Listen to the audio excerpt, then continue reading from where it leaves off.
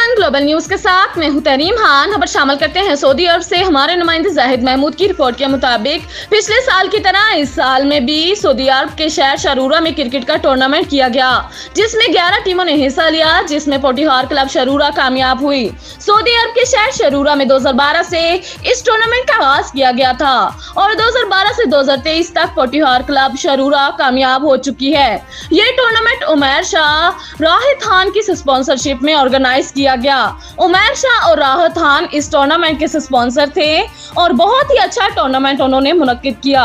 इस टूर्नामेंट का सेमीफाइनल मारहोर और मंडी स्टार में हुआ, जिसमें टीम मारहोर मंडी स्टार से जीत गई और फाइनल में पहुंच गई और फाइनल मैच टीम मारहोर और पोटीहार क्लब में हुआ, जिसमें पोटीहार क्लब कामयाब हुई।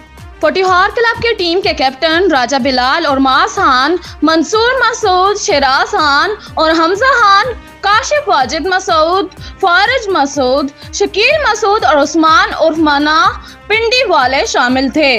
बेहतरीन मुकाबले के बाद पोटीहार क्लब ने टूर्नामेंट अपने नाम कर लिया। A1 ग्लोबल न्यूज के साथ फिलहाल इतना ही। मजीद न्यूज और अपडेट्स के लिए देखते रहें A1 ग्लोबल टीवी।